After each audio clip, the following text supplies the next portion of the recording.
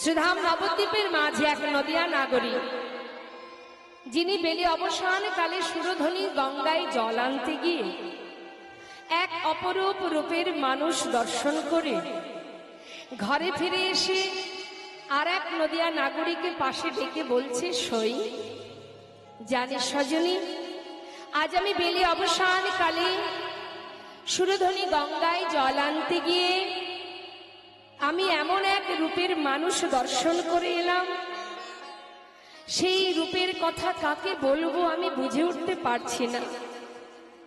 তবে আমার মনে হলো আমি তোর কাছে বলবো, তুই একটু শুনবি। দ্বিতীয় নাগরী মনে মনে ভাবছে, বাবা যে আমিও তো গিয়েছিলাম জল আনতে, আমিও এক রূপের মানুষ দেখে এসেছি, তাহলে এক কাজ করা যায়, ও আগে বলুক, ওর কথাটা শুনবো আর আমার দেখাটা এক হয় কি না সেটা মিলিয়ে দেখবো। হরি বল। এখন প্রথম নাগরী বলছে মা, আর দ্বিতীয় নাগরী পাশে বসে বসে শুনছে আর মেলাচ্ছে তার দেখাটা। তো কি বলছে প্রথম নাগরী শুনুন, পদাবলীর দিকে মন দিতে হবে। কি বলছে? মধুকর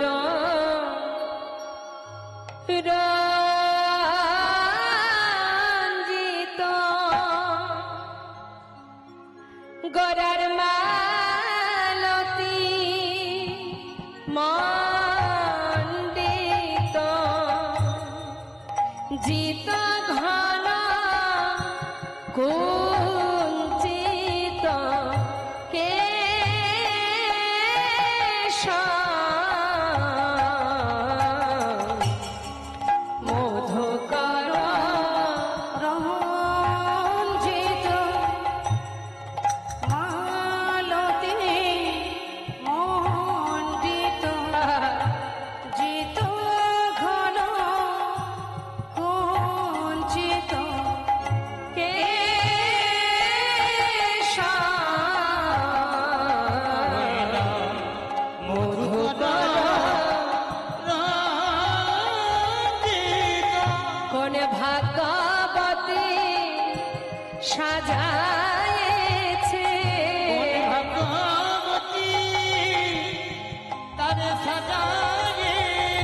কোন ভাগ্যবতী সাজায়েছে, ভাগ্যবতী সাজায়েছে। ওই না মালতীর মালা দিয়া কোন ভাগ্যবতী সাজায়েছে,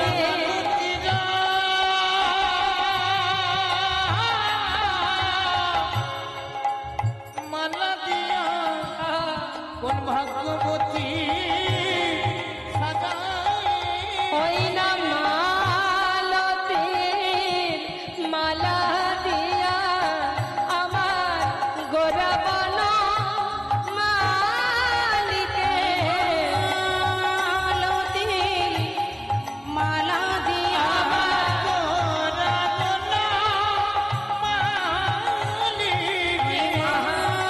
মালতীর মালা দিয়া ভাগ্যবতী সাজায়েছে। কি বলছে মা?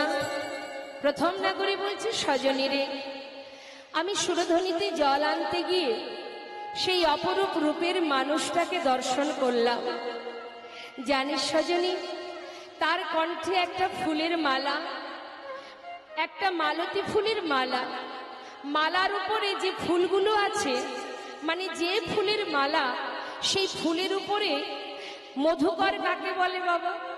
যারা মধু পান করে, মানে কালো ভ্রমর। এই মৌমাছি অর্থাৎ ভ্রমর, তারা ফুলের উপরে বসে এমন ভাবে মধু পান করছে, দেখলে যেন মনে হচ্ছে এটা মালতী ফুলের মালা নয়, মধুকর দ্বারা রঞ্জিত, অর্থাৎ মধুকর দ্বারা গাঁথা এই মালা। সজনী, যখন দেখলাম এক ফুল থেকে উড়ে আর এক ফুলে গিয়ে বসছে, তখন বুঝলাম এটা ভ্রমর দ্বারা রঞ্জিত নয়, মধুকর দ্বারা রঞ্জিত নয়, এটা মালতী ফুলের মালা। হরিবল হরিবল। জিত ঘন কুঞ্চিত কেশ, গৌরহরির মস্তকের যে চাচুর চিকুর কেশ, সেই কুঞ্চিত অর্থাৎ কোচকানো যে কেশ, সেটা তো কালো, চাচুর চিকুর কালো কুঞ্চিত কেশ, সেই কালো কেশকে জয় করেছে এই মধুকর। বললেন জিত ঘন কুঞ্চিত কেশ, তাকে জয় করেছে এই কালো ভ্রমর। সজনী রে, সেই অপরূপ রূপের মানুষ দর্শন করে আমার বলিতে যা ছিল, নারীর নারীত্ব বলিতে যা ছিল, সবে তার চরণে সঁপে দিলাম। হরিবল হরিবল। ওরে ও সজনী বল বল, এখন আমার কিবা হবে? সজনী রে, সেই ভুবন ভোলা নগরা রূপে দেখি আমার যে ব্যাধি হলো, বল সজনী রে কি আর করবো আমি? শুধু তাই নয় রে, আরো কি দেখলাম জানিস? শোন সজনী, আমি দেখলাম আহা আহা তিলা কবি বিনিন্দিত গোরার শশধর রূপ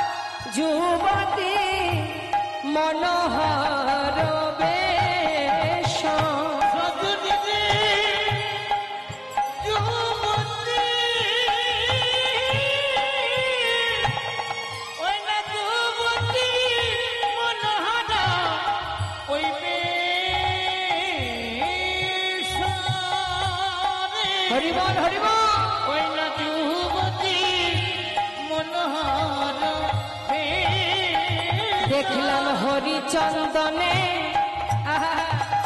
সাজায়েছে, চন্দনে সাজায়েছে আহা হরি বলা।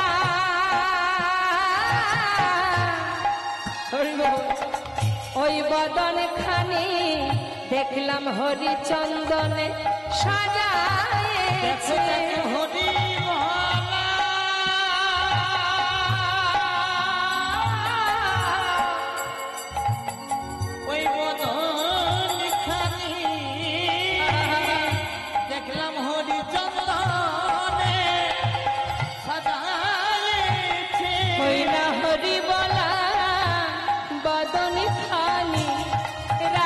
কৃষ্ণ একা প্রীতি বলার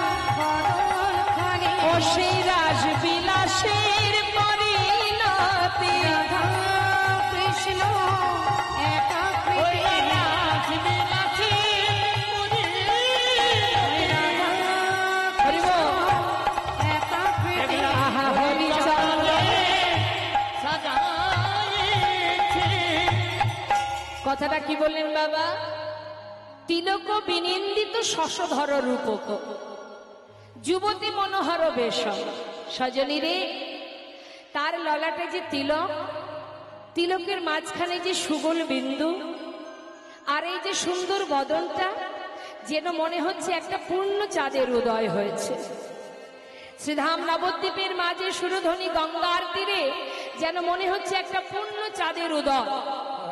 আর যুবতী মনোহর বেশম, অর্থাৎ ওই যে রূপ, ওই রূপ যে দর্শন করেছে সেই তো ভুলেছে।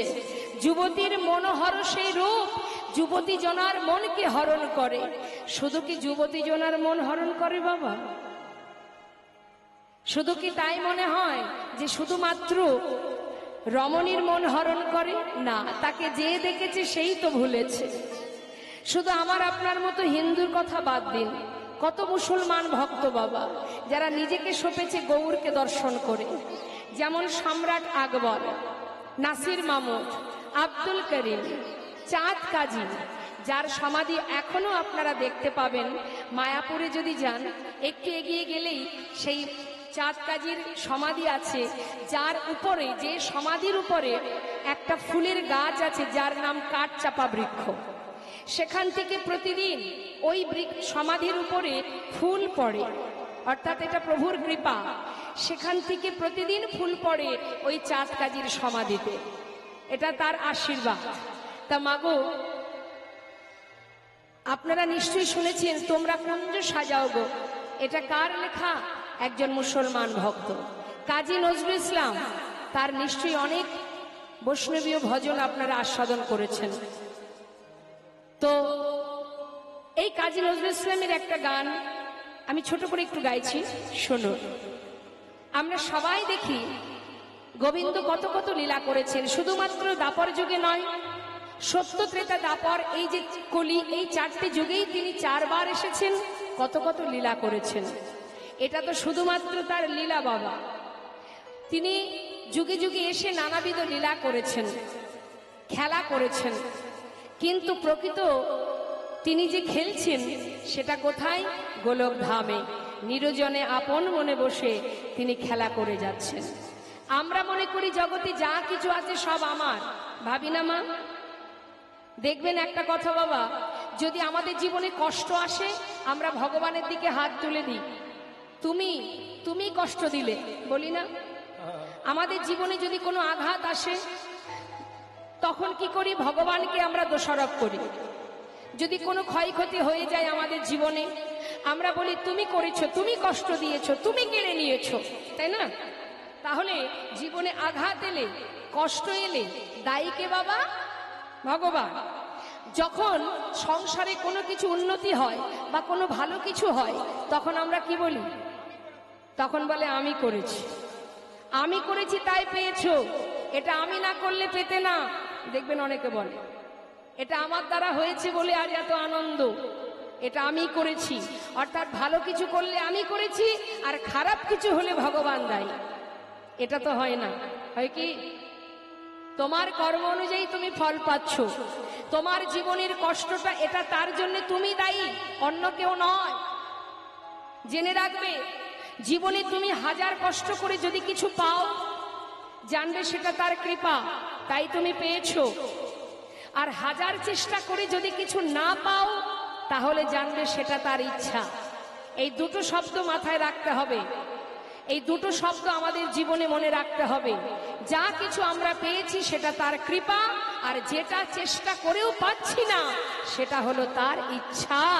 সে আমাকে দিচ্ছে না কারণ তাতে আমার ভালো হবে না। নিতাই গৌর হরিব। তাই তিনি দিচ্ছেন না, তিনি যেটাই করেন সেটা জীবের মঙ্গলের কারণে। আজ সেই করুণাময় আপন মনে নিরজনে বসে যার সৃষ্টি ধরা, যার যিনি সৃষ্টিকর্তা, যিনি আমাদের সৃষ্টি করেছেন, সেই লয় আর প্রলয়ের মালিক যিনি, যিনি অনাদির আদি, যিনি বসে বসে নিরজনে খেলা খেলছেন। তাই তো কাজী নজরুল ইসলাম, যিনি বিদ্রোহী কবি, তিনি এই গানটি বেঁধেছিলেন মা আমাদের মতো জীবকে শোষানোর জন্য, বোঝানোর জন্য। খেলিছ এ বিশ্বলয়ে বিরাট শেষ আনমনে খেলিছ এই বিশ্বলয়ে বিরাট শিশু আনমনে খেলিছ প্রলয় সৃষ্টি তব পুতুল খেলা নিরজনে প্রভু নিরজনে খেলিছ এই বিশ্বলয়ে বিরাট শিশু আনমনে খেলিছ তিনি খেলছেন আমাদেরকে নিয়ে, আর তার ইশারায় আমরা খেলছি। তিনি খেলাচ্ছেন আর আমরা খেলছি। আমরা খেলনা মাত্র, আর কিচ্ছু নয়। যখন খুশি তিনি প্রলয় করতে পারে, যখন খুশি সৃষ্টি করতে পারে। তোমার দ্বারা কিছুই সম্ভব নয়। এত অহংকার আমাদের কিসের? এই করেছি ওই করেছি, তুমি কিছুই করনি। তিনি দিয়েছে তাই তুমি পেয়েছো, কারণ তিনি সর্বেশ্বর, তিনি শ্রেষ্ঠ। তাই বলছে কোথায় বসে খেলছে জানো? তোমার ধরা ছোঁয়ার বাইরে। হরি বল। কোথায়? শূন্যে মহা আকাশে তুমি মগ্ন লীলা বিলাসে। শূন্যে মহা আকাশে তুমি মগ্ন লীলা বিলাসে।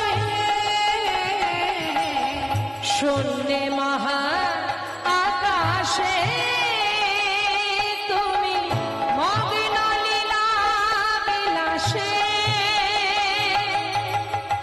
ভাঙিছ গড়িছ নীতি ক্ষণে ক্ষণে নিরজনে প্রভু নিরজনে খেলিছ এই বিশ্বলয়ে বিরাট শিশু আনমনে খেলিছ হরি বল। আহা, তা তিনি যে খেলছেন তার খেলনাগুলো কি মা? আমরা যখন খেলা করি আমাদের অনেক খেলনা থাকে তো, হ্যাঁ? তা ভগবানের যে খেলনা সেগুলো কি? হরে কৃষ্ণ, শুনে নিন কি কি খেলনা। কি বলছে? কারো কারো বিশ্বসী খেলনা তব হে উদাসী পড়িয়া আছে রাঙা পায়ের কাছে রাশি রাশি। কারো কারো বিশ্বসী খেলনা তব হে উদাসী পড়িয়া আছে রাঙা পায়ের কাছে রাশি রাশি। নিত্য তুমি হে উদাস সুখে দুঃখে রবিকার। নিত্য তুমি হে উদাস সুখে দুঃখে অবিকার। নিত্য তুমি হে উদাস সুখে দুঃখে অবিকার। হাসিছ খেলিছ তুমি অলসয়ে নিরজনে প্রভু নিরজনে খেলিছ তাই গৌর হরি বল, হরি বল। বিশ্বলয়ে বিরাট শিশু আনমনে খেলিছ এই বিশ্বলয়ে বিরাট শিশু আনমনে খেলিছ। যারা বুঝেছে তারা ঘর ছেড়ে জনমের মতো চলে গেছে। যেমন সরগোস্বামী, জয়রূপ সনাতন ভট্ট রঘুনাথ, শ্রীজীব গোপাল ভট্ট দাস রঘুনাথ। যারা সংসারে বুঝেছে যা কিছু আছে সবই অনিত্য, সবই অসার, এখানে আমার বলতে কিছু নেই, তারা সর্বস্ব ত্যাগ করে আপন জনার সন্ধানে নিজের মানুষের কাছে, নিজের জনার কাছে চলে গেছে। আর আমরা যা কিছু নিয়ে বুকে আগলে বসে আছি বাবা, এগুলো কেউই আমার নয়। সুন্দর একটা বিচিত্র নাট্য মঞ্চে আমরা সবাই একের পর এক অভিনয় করে যাচ্ছি। কিন্তু তুমি কি জানো যে এই জগতে যাদেরকে নিয়ে তুমি আমার আমার করছো, এটা শুধু মোহ আর মায়া। মায়া ততক্ষণ থাকবে যত সময় তোমার ক্ষমতা থাকবে। যখন তোমার ক্ষমতা ফুরিয়ে যাবে, এই মায়া মোহ আর কিছুই তোমার কাছে থাকবে না। তখন তোমাকে তোমার ঘরে যেতে হবে। কিন্তু সময় চলে গেলে কি যাওয়া যাবে? অসময়ে পৌঁছানো যাবে বাবা। একজন বৃদ্ধ বাবা, যিনি উপরতলায় 3 তলার ব্যালকনিতে বসে সকালবেলায় চা পান করছে, আর তারই সামনে দিয়ে রাস্তা দিয়ে একটা 8 বছরের বালক জপের মালা হাতে নিয়ে মালা জপ করতে করতে সকালবেলা যাচ্ছে রাস্তা দিয়ে। এখন হঠাৎ চিৎকার করে সেই বৃদ্ধ বাবা বলে উঠলেন, আয় খোকা, এত তাড়াতাড়ি এই পথে নেমে গেলি? আহা! তখন সেই বাচ্চাটি উত্তর দিচ্ছে, দাদু গো, শুনেছি জগতে যা কিছু আছে এগুলো নাকি আমার নয়। আমার ঠিকানা, আমার ঘর, আমার আপন জন, সে নাকি এখানে নয়, গোলক ধামে, বৃন্দাবনে। তাই মাতা পিতা গুরুজন তাদের কথা মতো সকাল সকাল পথে নেমেছি, যাতে তাড়াতাড়ি সেই আপন ঘরে ফিরে যেতে পারি। কিন্তু দাদু, তোমার যে আর সময় নেই। তুমি কবে এই পথে আসবে আর কবে তুমি সেখানে পৌঁছাবে? তোমার যে সময় শেষ, পথে চলতে গিয়ে হোঁচট খেয়ে পড়বে, আর তো তোমার সময় নেই। আর কবে নামবে, আসবে কবে এই পথে? এই পথে যে সবাইকে আসতে হবে। যে আগে থেকে আসবে সে পৌঁছে যাবে, সময় চলে গেলে কিছু হবে মা? সময় করিয়া পথটি ধরিয়া যেবার চলে দ্রুত গতি, সময়ের শেষে অনায়াসে সেজন চলে যায় আপন বাসুদেব। হরিবল হরিবল। তাই কত ভক্ত আছে, হিন্দু মুসলিম, কত ভক্ত যারা নিজেকে গৌর চরণে সঁপে দিয়েছে, বুঝেছে আমাদের জীবনের একটাই পরিচয়, আমরা ভগবানের চরণের দাস, আর কিচ্ছু নয় আমাদের পরিচয়। এই ইহজগতের পরিচয় সে তো দুদিনের জন্য, আজ আছে কাল থাকবে না। যে পরিচয়টা আমি এখানে আসার পর পেয়েছি, সঙ্গে করে আনিনি, অর্থাৎ যাবার সময় এই পরিচয় এইখানে রেখেই আমাকে ফিরতে হবে। তাহলে আমার ঘর কোথায়, আমার ঠিকানা কোথায়, আমি কোথায়? মাথায় রাখতে হবে বাবা, এই জগতে যা কিছু আছে সবই আমার, কিন্তু আমি কোথায়? বলতে পারেন? এই যে সুন্দর হরিবাসরে শ্রবণ করছেন, দর্শন করছেন, সাধু সঙ্গ করছেন, এই যে ভক্তি আস্বাদন করছেন, এটাই হলো আপনি, যাকে চোখে দেখা যায় না। এই যে শ্বাস প্রশ্বাস চলছে, এটা হলো আমি, এই দেহটা আমি নই। দেহের মধ্যে কোথায় আপনি আছেন দেখাতে পারবেন? দেখাতে পারবেন দেহের মধ্যে আপনি কোথায় আছেন? পারবেন না দেখাতে। তাহলে আপনি কোথায়? এখানে যা কিছু আছে, এই যে দেহটা, এটা তো আমার। তাহলে এই দেহটাকে পরিচালনা করছে কে? কে চালাচ্ছে দেহটাকে? সে হলো আমি। সেটা এর মধ্যে আছে, যাকে চোখে দেখা যায় না, অনুভব করতে হয়। সেই স্বয়ং চৈতন্য, সেই সাক্ষাৎ, সেই আমি, সেই পরমাত্মা, সেই ভগবান যে এখানে আছে, যার কৃপায় পেয়েছি আমি, সেটা যখন থাকবে না, জগতে আর কিছুই থাকবে না। বাবা, আমরা যে কোনো দৃশ্য আমরা দর্শন করি, একটু মন দেবেন মা, একটু গভীর কথা মন দেবেন।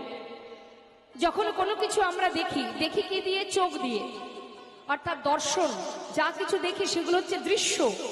দর্শন করছে কে? নয়ন। এ হচ্ছে দ্রষ্টা, অর্থাৎ এ দেখছে কি? দৃশ্য। তাহলে নয়ন কিন্তু যখন তখন একই জায়গায় থাকে? নয়নের দেখাটা, চোখের দেখা বিভিন্ন সময় বিভিন্নভাবে পরিবর্তন হয়। কি একই রকম দেখে কি চোখ? এক এক সময় এটা লাল ফুল, এটা নীল ফুল, এটা হলুদ ফুল, তাই না? অর্থাৎ পরিবর্তন হয়, দেখার পরিবর্তন। তাহলে আমাদের এই দেহটাকে চালনা করছে কে? মন। মনটা আমাদের দেহটাকে চালনা করছে। মন যেদিকে যায় আমাদের দেহের সমস্ত ইন্দ্রিয়গুলো সেই দিকে যায়, তাই তো মা? ভালো করে শুনবেন। মন কিন্তু স্থির নয়, মন কিন্তু যখন তখন পরিবর্তন হয়। কখনো ভালো চিন্তা, কখনো খারাপ চিন্তা, কখনো কষ্ট, কখনো হাসি, কখনো আনন্দ, তাই না? নানাবিধ চিন্তা মাথার মধ্যে থাকে। তাহলে মনের পরিবর্তন, দেহের পরিবর্তন, আমাদের ইন্দ্রিয়ের পরিবর্তন, দর্শনের পরিবর্তন, সবকিছুর পরিবর্তন আছে, একজনের পরিবর্তন নেই। মনকে চালনা করে কে? আমাদের এই দেহটাকে চালনা করে কে? সে হচ্ছে আমি। আমি তাকে দেখা যায় না, সে আছে বলে আমার সব কিছু আছে। সে আছে বলে দাঁড়িয়ে আছি, সে আছে বলে দেখতে পাচ্ছি, সে আছে, সেই হচ্ছে সাক্ষাৎ, সেই চৈতন্য, সেই হলো পরমাত্মা, সূক্ষ্ম আত্মা। এই যে শ্বাস, এটাই হলো আমি। তাই আমাদের সময় থাকতে জানতে হবে আমি কে আমার কেন মরে যারে তপত্রয়, ইহানা জানে জীবের কইছে হিত হয়। নিজেকে সঁপে দাও, নিজেকে জানো, তবেই তো তুমি বুঝবে তুম কাহা সে আয়ে হো আর যাওগি কাহা, ইতনা দিল বিচার লো বাস হো গয়া ভজন। তুমি যেদিন জানতে পারবে যে তুমি কোথা থেকে এসেছো আর তুমি যাবে কোথায়, এটা যখন নিজের কাছে নিজে বুঝতে পারবে, সেই দিন থেকেই তোমার ভজনের পথ পরিষ্কার। নেতাই গৌর হরি বল হরি। তাই আজ নদিয়া নাগরী বলছে, সজনী যুবতী মনোহর বেশ। এই যে অপরূপ রূপ, এই রূপ দর্শন করে শুধু আমি কেন, জগতের কত জীব ভুলেছে। নদিয়ার পথ আলো করে ভক্তগণকে সাথে করে নিয়ে মনের আনন্দে গাইতে গাইতে যাচ্ছে। আমি দেখলাম সজনী, কি দেখলাম জানিস? সুরধ্বনির কিনারায় সোনার নুপুর দিয়া পায়, নাচে না করে গো সুন্দর গৌরঙ্গরা। হরিবল হরিবল। সুরধ্বনির কিনারায় সোনার নুপুর দিয়া পায়, নাচে না করে গো সুন্দর গৌরঙ্গরা। ওই সুরধ্বনির কিনারায় সোনা নুপুর দিয়া পায়, নাচে না করে গো সুন্দর গৌরাঙ্গরা। আহা সুন্দর, আহা সুন্দর গৌরঙ্গরায়, নাগরি গো সুন্দর গৌরঙ্গরায়। ওই না সুরধ্বনির কিনারায় সোনার নুপুর দিয়া পায়, নাচে না করে গো সুন্দর গৌরঙ্গরা। গৌর হরি কি জয় আমাদের ধাম কি জয়।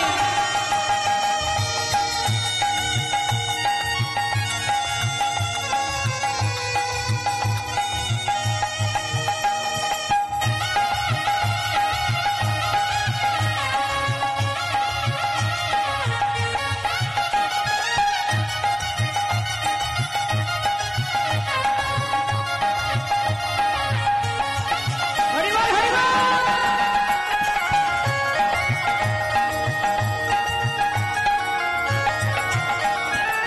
সুন্দর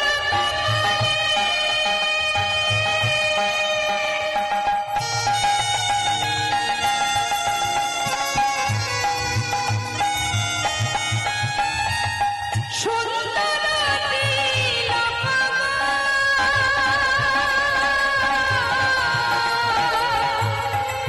ওই সুন্দর নয়নে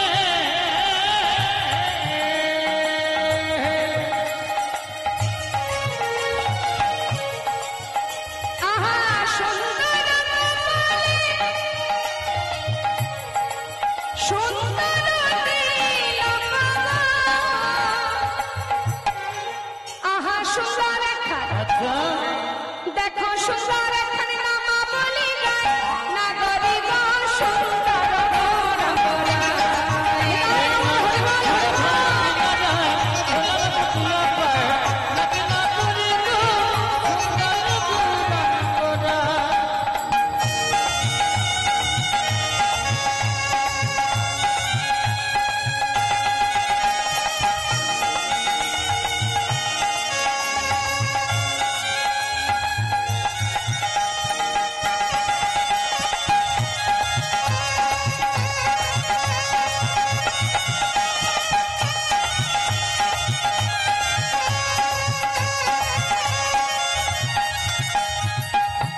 বললেন সুন্দর নয়নে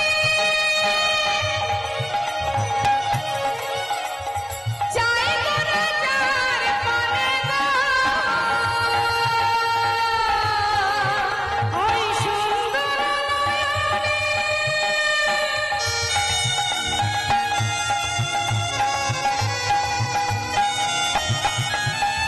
চাই গোরা যার পানে গো।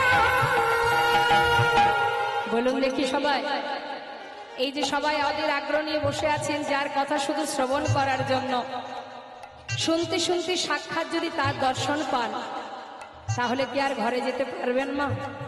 আহা, তা সেই করুণাময় ভগবান তিনি যদি কারোর দিকে তাকায়, তার অবস্থা কি হবে?